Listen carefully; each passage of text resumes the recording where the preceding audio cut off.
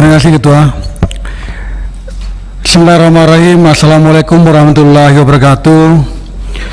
Yang saya hormati Pak Ketua, para Wakil Ketua Komisi 3 dan seluruh anggota Komisi 3, yang saya hormati Pak Jaksa Agung beserta dengan pejabat tinggi dan jajarannya yang sempat hadir, Pak Wakil Jaksa Agung, yang sama-sama saya banggakan. Pertama-tama kami dari fraksi Partai Golkar memberikan apresiasi yang luar biasa dan setinggi-tingginya kepada jajaran Kejaksaan Agung sekarang ini. Dulu terlalu cepat saya menilai beberapa hal, sehingga kalau saya bandingkan kalimat-kalimat saya dulu dengan sekarang, ini agak berbeda nih Pak Ketua Om Roni. Kalau sekarang ini saya memberikan apresiasi yang setinggi-tingginya karena benar-benar apa yang telah dijelaskan oleh Pak Jaksa Agung betul-betul seperti itulah yang menjadi harapan kami, itulah yang menjadi harapan masyarakat Indonesia terkait persoalan Asabri yang sudah menetapkan ada 7 yang sudah terperiksa dan dimasuk. Kemudian dengan Jiwasraya, dulu saya berpikir Jiwasraya ini akan gagal pelaksananya. Ternyata Pak, Jiwasraya Bapak mampu membuktikan di publik dan kepada kami tentunya, dan kami menganggap bahwa ini adalah hal yang luar biasa yang Bapak sudah lakukan. Mudah-mudahan persoalan-persoalan seperti ini terus-menerus Pak Jaksa Agung dengan jajarannya bisa selesaikan dengan baik. Yang kedua yang ingin saya sampaikan kepada Pak Jaksa Agung dan jajarannya bahwa sekarang ini kan ada isu tentang sembako akan ditarik, padahal itu kan tidak ada pajaknya itu. Pak Ibu Sri Mulyani juga sudah menjelaskan bahwa ini hanyalah isu-isu yang digoreng-goreng oleh orang. Tetapi saya ingin sampaikan kepada Bapak bahwa ada keputusan Menteri Keuangan nomor 702 pada tahun 1996 dan 1997 yang menyangkut masalah dana hasil produksi batu bara yang dibebankan kepada para pekerja batu bara ini penambang 13,5%. Nah, kalau ini kita kejar oleh para pelaku-pelaku penambang ini dikenakan 13,5% setiap penjualan batu baranya, maka saya yakin dan percaya kita pasti membuktikan bahwa Indonesia ini memang kaya, tidak layak dikatakan sebagai daerah atau negara yang miskin. Kita kaya dengan batu bara, nikel, emas, tambang yang lainnya juga ada, aspalnya ada, hutannya ada, ikannya melimpah. Tidak layak Indonesia dikatakan sebagai negara yang miskin. Cuma karena pengelolaan setiap item ini yang memang membutuhkan kejelian dan kecermatan dan ketegasan para aparat penegak hukum, sehingga mereka tidak bisa melakukan tindakan-tindakan kesewenang-wenangan yang bisa merugikan keuangan negara. Itu yang kedua. Ketiga yang saya ingin sampaikan kepada Bapak dan jajaran, saya mengingatkan pada bulan November 2018 Bapak Presiden Republik Indonesia Pak Jokowi pada saat rakor kemarin, kalau salah di Bogor, di mana ya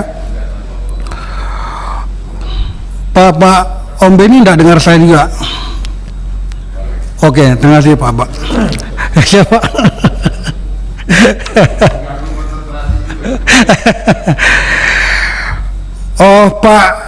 Bapak Presiden kita pernah memberikan pesan kepada para aparat penegak hukum, jaksa, polisi, semuanya para penegak hukum.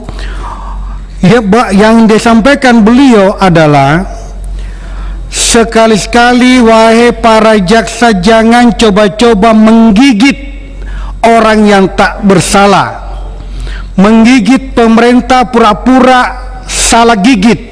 Saya ingat sekali kalimatnya Pak Jokowi waktu itu, dan saya mengingatkan, kenapa saya ingatkan ini Pak Jaksa Agung, karena saya mendapatkan laporan dari berbagai daerah, dan saya memberikan contoh di Kabupaten Cimahi. Ya, di Kabupaten Cimahi ini kan begitu berganti kajarinya, maka berganti lagi tindakan yang dilakukan. Kasus 2017 sudah ada tersangkanya, sudah diproses, kajarinya berganti. Sekarang kejadian namanya Pak Yuyun, sekarang melakukan tindakan lagi, mengulangi dan memanggil lagi pihak lain. Nah, ini kan namanya jajaran, sesama jajaran ini tidak connect dan tidak saling menghargai antara tindakan yang dilakukan pendahulunya dengan apa yang dilakukan oleh dirinya. Saya sangat menghargai apa yang disampaikan oleh Pak Beni tadi, bahwa kan namanya ini ada yang namanya hasil BPK-nya, hasil pemeriksaan keuangannya. Saya juga ini mantan wakil bupati ketika Pak Jaksa Agung menjadi Kejati di Sulawesi Selatan. Kita memang agak ketakutan kadang-kadang, karena kenapa? Seakan-akan ini jaksa yang ada di wilayah kita, kalau tidak luput, ya, kalau luput dari pantauan, maka dia bisa melakukan tindakan-tindakan seperti itu. Hal-hal yang sudah mestinya selesai, memanggil lagi pihak lain. Jadi kapan selesainya ini kasus? Nah, saya kira persoalan ini yang dipanggil lagi namanya Wahyu Hidayat itu kan lain lagi namanya itu. Kalau sudah berganti ke jarinya, berganti lagi tindakan dan pola yang dilakukan. Nah, saya kira ini saya titip ini kepada aparat penegak hukum kita yang lebih tinggi untuk betul-betul memantau anak-anak kita di bawah, karena ini bisa merusak. Jangan sampai satu orang melakukan tindakan seperti ini merusak prestasi yang telah diraih oleh Bapak-bapak jajaran Jaksa Agung. Saya tidak mencampuri, tetapi saya menyampaikan hal seperti ini. Kemudian ada hal menarik lagi bagi pandangan kami, Pak Jaksa Agung. Di media sudah dikabarkan bahwa Garuda ini diancam kebangkrutan. Nah, kalau usaha penerbangan diangkat ini adalah Garuda dianggap malah diancam kebangkrutan atau sudah bangkrut, tetapi kan ada yang pengusaha swasta penerbangan tidak bangkrut. Nah, bagaimana pola manajemen yang dilakukan oleh swasta ini, kenapa bisa lebih bagus pengelolanya dibanding dengan yang dikelola oleh negara? Saya kira ini perlu kita telusuri, jangan sampai ada hal-hal yang bermain-main di balik kewenangan-kewenangan yang telah diberikan. Itu yang keempat. Yang kelima, yang terakhir adalah soal gedung yang terbakar kemarin, Kejaksaan Agung yang terbakar.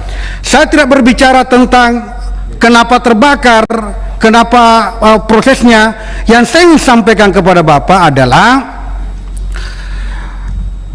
bagaimana menempatkan posisi mesin CCTV yang ada di sana nantinya, karena di gedung baru ini ditempatkan benar-benar yang aman. Mau gempa kek, mau kebakaran kek, mesin CCTV ini harus berada pada posisi aman, sehingga jangankan kebakaran, Pak, kita kan kalau hanya kebakaran itu biasa terjadi, aliran listrik bisa terjadilah. Yang saya tidak bisa bayangkan kalau teroris sudah mengebom di sana, meluluhlantakkan gedung, dan bapak-bapak yang terhormat ini, bapak-bapak ini adalah harapan bangsa, bapak-bapak ini adalah tumpuan harapan rakyat. Kalau bapak-bapak menjadi celaka karena tindakannya mereka, bagaimana kira-kira kalau tidak ada pengamanan CCTV yang bisa kita lihat? Inilah harapan saya dan merupakan harapan juga dari fraksi Partai Golkar kepada Bapak dan seluruh jajaran. Sekian Bapak yang saya ingin sampaikan. Terima kasih, lebih kurang dimaafkan. Assalamualaikum warahmatullahi wabarakatuh.